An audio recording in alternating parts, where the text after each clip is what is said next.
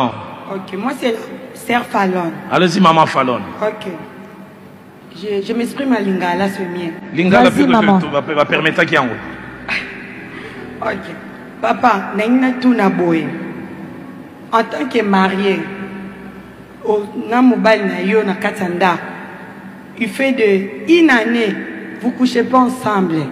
Il fait de 8 mois, vous faites rien. Maintenant, na Kawana. Que passe avec le révérend Dalo? Oh mon Dieu.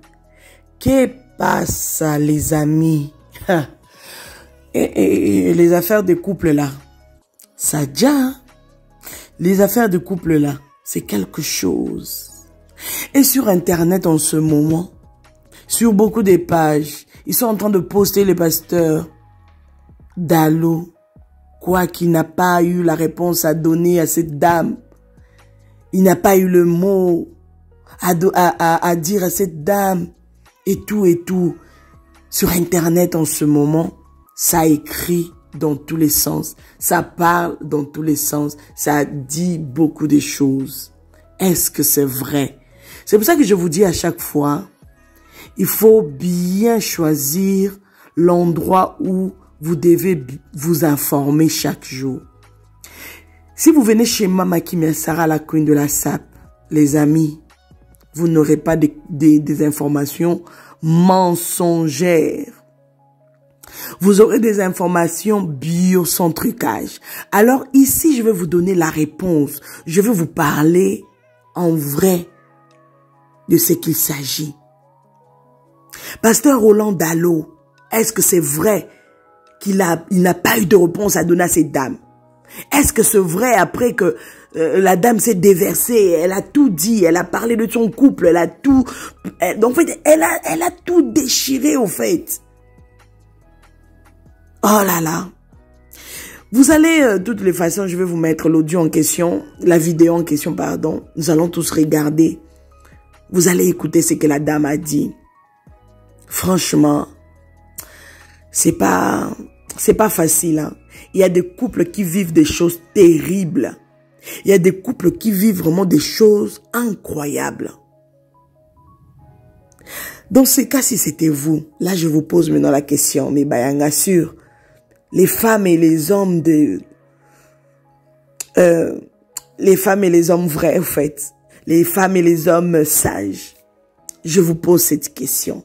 Si c'était vous à la place de cette femme, après avoir écouté et regardé cette vidéo, écrivez dans les commentaires. Si c'était vous à sa place, quelle serait votre réaction? Quelle serait votre réaction? Pardon. Son mari ne la touche plus. Son mari ne fait plus rien avec elle. Des mois et des mois. Des jours et des jours. Seigneur, qu'est-ce qu'elle doit faire? En tout cas, vous allez écouter vous-même, hein, ce qu'elle a raconté, ce qu'elle a dit au pasteur Dalo.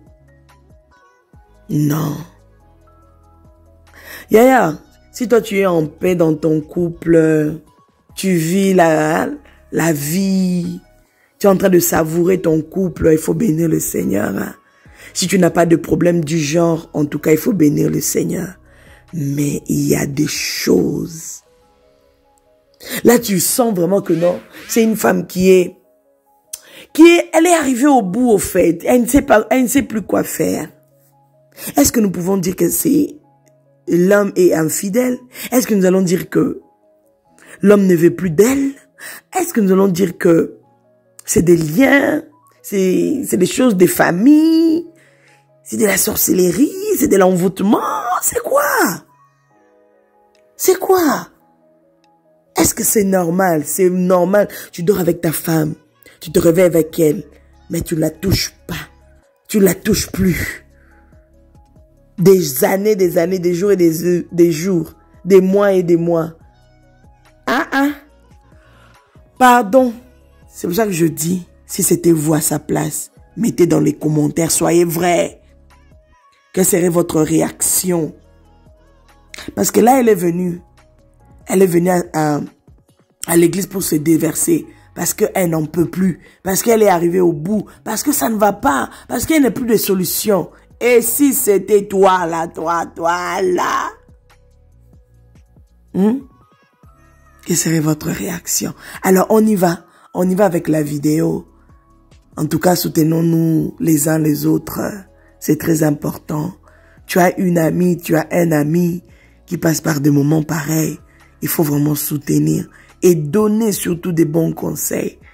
Parce que dans ce genre de cas, il suffit juste que tu donnes un mauvais conseil à ton ami, à ta copine, à ton ami et tout. C'est parti, c'est fini. Peut-être qu'elle n'attendait que ça. Elle attendait qu'elle puisse juste entendre que faut le quitter. Il faut la quitter. C'est le moment. Pardon. Et puis, toutes les personnes là qui ont posté la vidéo, vous avez relié l'info, mais sans pour autant mettre la suite. Et sur ce coup-là, vous êtes en train de faire parler en mal le pasteur Dallo, le révérend Dallo. Et ça, c'est pas bien. Si vous voulez poster une vidéo, postez l'entièreté de la vidéo. Vous la postez pour que les gens comprennent comment ça a commencé et comment est-ce que ça s'est terminé. Au lieu de mettre juste une petite séquence et puis après, les gens... voilà, vous mettez vos titres, quoique le pasteur Dallo n'a pas pu répondre, il n'a pas eu de mots, il ne sait plus répondre en tant qu'un homme de Dieu. Est-ce que c'est normal qu'il ne sait plus répondre à ces genres de problèmes? Il n'a pas trouvé des solutions, il a laissé la dame comme ça en l'air. Est-ce que vous êtes parti suivre sur leur page? Vous êtes parti regarder en entièreté ce qui s'est passé en vrai? Vous n'avez pas fait ça. Mais à cause des views, à cause de trucs, vous voulez salir la réputation de l'homme de Dieu. Et ça, ce n'est pas juste. Dieu va vous demander. Un jour, Dieu va vous poser des questions, de vraies questions. Tout ce que vous postez, est-ce que c'est vrai? Est-ce que vous venez avec des vraies informations? Alors chez moi, je vais vous poster toute la vidéo, toute cette séquence-là. Comme ça, vous allez comprendre ce que la dame a parlé, ce qu'elle a dit, ses doléances. Et puis, vous allez écouter aussi la réponse de l'homme de Dieu, le révérend Roland Dallo. Vous allez écouter sa réponse. Qu'est-ce qu'il avait dit à l'homme en question et à la femme en question? Qu'est-ce qu'il a dit par rapport à ça? Alors, on y va sans plus tarder. N'hésitez pas à liker, à partager, à commenter, s'il vous plaît. Peut-être que toi, tu ne vis pas ça, mais il y a des gens au dehors, ils sont en train de vivre ce genre d'histoire. Alors, n'hésitez pas à partager cette vidéo sur vos statuts WhatsApp, sur vos pages Facebook, pour que ça puisse contredire tout ce que les gens sont en train de poster en ce moment. Bah, n'importe quoi. Hein? C'est triste. Alors, on y va. On y va. En ce jour, partant de Lamentation de Jérémie, chapitre 5, au verset 21, nous avons parlé sur le thème « Donne-nous des jours comme ceux d'autrefois ». Ça, c'est un cri demandant que l'harmonie puisse revenir. Et nous avons montré ce soir, c'est quoi l'harmonie. Nous avons montré les choses qui font que l'harmonie soit dans un couple. Mais nous avons aussi montré que l'harmonie pouvait être perdue parce qu'elle était une chose fragile. Mais nous avons aussi insisté que si on l'a perdue, on pouvait la retrouver. Et nous avons crié aux couples qui sont ensemble de dire, si vous perdez l'harmonie, vous pouvez la retrouver en criant vers Dieu. Et nous croyons fermement qu'en suivant ce message, vous avez été bénis. Et demain, nous voulons prendre rendez-vous avec vous parce que demain, nous voulons parler de la famille. Et parlant de la famille, nous voulons toucher un point essentiel. 4 choses que toute famille équilibrée doit connaître. Que Dieu vous bénisse. Le message d'aujourd'hui était intitulé « 3 vérités que tous parents doivent avoir constamment à l'esprit ». Mais au lieu de 3, finalement, le temps nous a permis seulement d'aborder 2. Et ce message avait vraiment comme objectif à fois ouvrir les yeux sur une réalité, mais aussi avertir. Et parmi ces vérités que nous avons abordées, la première, c'est que être parent n'est pas facile. C'est quelque chose à laquelle peut-être on ne pense pas trop, mais c'est quand on rentre dedans qu'on se rend compte que ce n'est pas si facile que ça. Et nous avons montré plusieurs raisons qui font que être parent ne soit pas facile. La deuxième vérité que nous avons abordée, nous avons montré que même les meilleurs ont échoué comme parents. Et pour nous montrer qu'on peut être quelqu'un de bien intentionné, être bien équipé, des fois à cause de nous, des fois sans nous, on échoue. Et nous croyons fermement que ce message ainsi que la suite qui viendra, Dieu voulant dimanche, va nous aider. Mais demain, nous voulons avec le jeune aborder quelque chose de très très important. 3 choses que Daniel Et ces 3 amis nous enseignent que tout jeune d'aujourd'hui doit savoir. Soyez là, que Dieu vous bénisse. Ok, moi c'est Sœur Fallon. Allez-y, maman Fallon. Ok. Je m'exprime à Lingala, c'est mien. Lingala, puis que va permettre qu'il y ait un. Ok. Papa, naina tuna boy. En tant que marié, au namubal na yo na katanda, il fait de une année, vous couchez pas ensemble. Il fait de 8 mois, vous faites rien. Maintenant na kawana, moi ça andeni.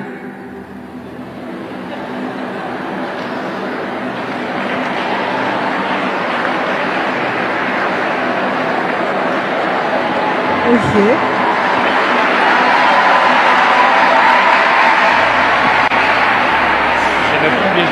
On prend une autre question. Il y a une autre dame à côté. Oui. Donc, maman, 8 mois. 8 mois, une année, 6 mois, même tu viens. Pardon? Il n'y a rien. Il fait rien. Il te dit que c'est un problème de cerveau. Il te fait rien. Même tu marches ni. Il te regarde seulement comme ça, tu fais rien. Même tu parles aux parents. Rien. Dans ces pays, les Camerounais sont ici français.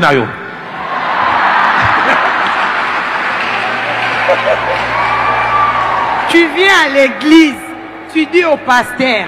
Il y a d'autres pasteurs, ils connaissent l'histoire que j'ai dit ici. Il te fait rien. Merci, donc, maman. Oui, oui. À ça quelque part là. Oui.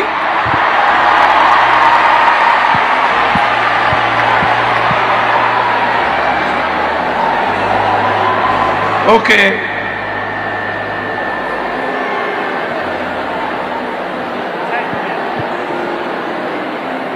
Merci beaucoup. On prend la deuxième question, pasteur. On prendra les autres. Je reviens sur la première dame. Je vais dans 4 directions. La première, le monsieur peut être là. Je voudrais vous demander de ne pas être choqué. Ma Bible à moi me dit l'oppression rend insensé même les sages. C'est-à-dire la souffrance quand elle est extrême, elle peut faire perdre le contrôle à quelqu'un. C'est vrai que des choses comme ça n'auraient pas pu arriver à ce que tous ces détails sortent, mais on peut sentir que c'est le cœur d'une femme qui est à bout. La preuve l'a dit, elle a eu à parler au pasteur, mais rien n'a été fait.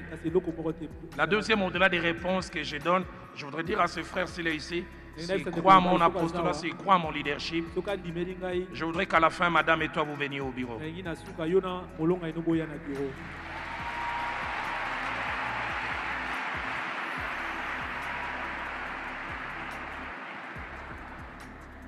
La troisième, au départ, je pensais peut-être répondre furtivement, mais elle a donné plus de détails. Au départ, je pensais dire qu'il y a plusieurs raisons qui font un homme ne touche pas une femme. Il peut être possible qu'il ait des crises d'impuissance. Au lieu d'en parler, il n'en parle pas, il devient distant. J'ai vu quelquefois aussi des hommes n'arriver plus à toucher des femmes parce que des fois, ils ont des problèmes de satisfaire leurs femmes. On serait dans une réunion de couple, j'irai en détail. Ils ont ce qu'on appelle des éjaculations précoces. C'est-à-dire, ils commencent et puis ça s'arrête. Et plusieurs hommes, quand la femme réagit mal, il a tendance à vouloir désormais se protéger. J'ai souvent géré des couples. Vous commencez comme ça, lui, il est fini.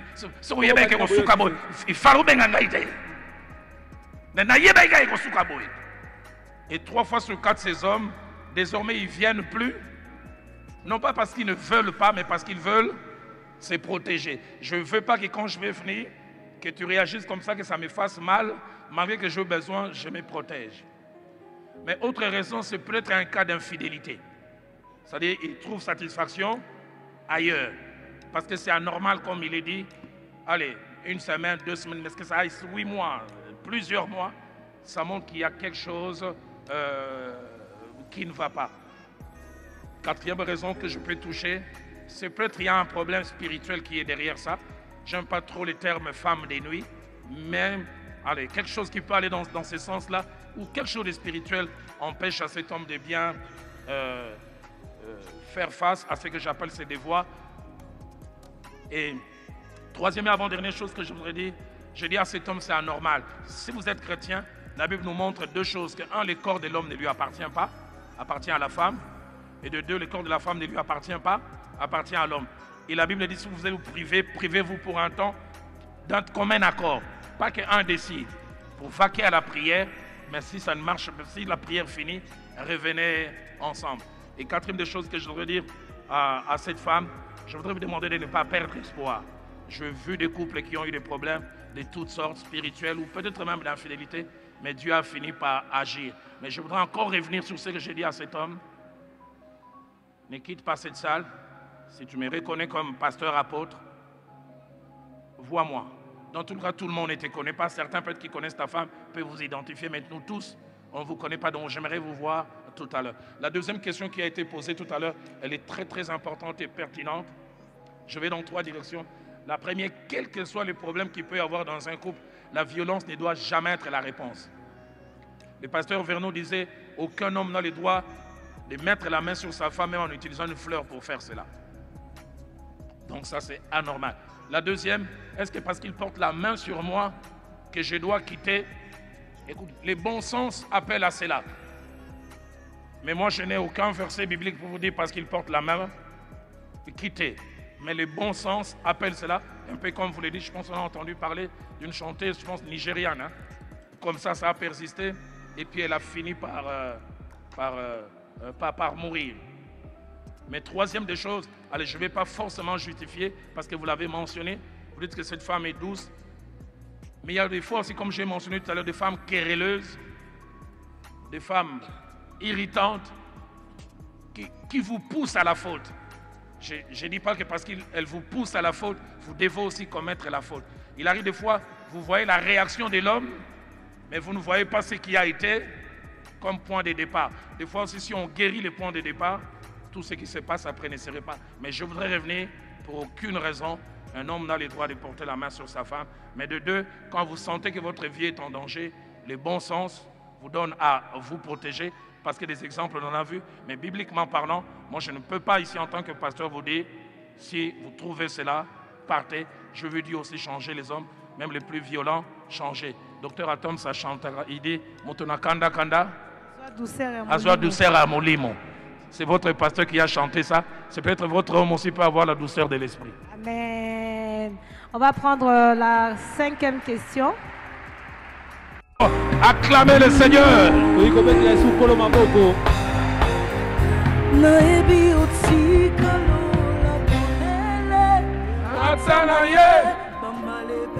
Oh.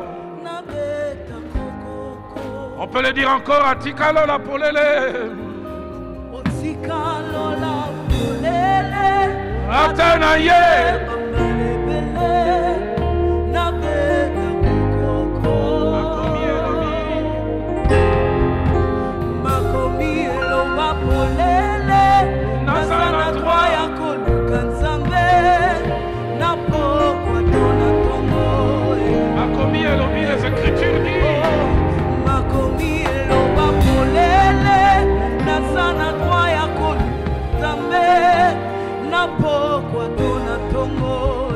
Encore une fois, Otikalola. Otikalola polele. Atanaye bambale bele. Nabeta kokoko. Makomi eloba polele. Nasana twaya koluka nzambe. Napokwa tona tongo. Otikalola polele. Nayebi otikalola polele. Atana ye bambale bele. Nabeta kokoko. Makomi elobie. Makomi eloba polele. Nasana twaya koluka nzambe. Napokwa tona. Est-ce qu'on peut crier Moya Noli? C'est le qui est Moya Noli. Moya Noli. Moya Noli. Moya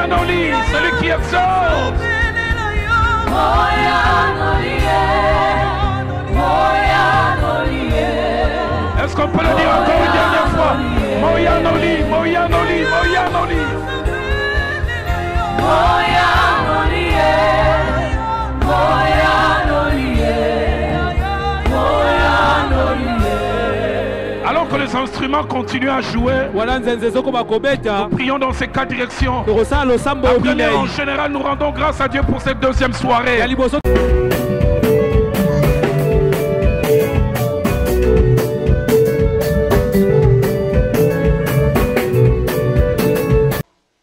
Dieu la sape.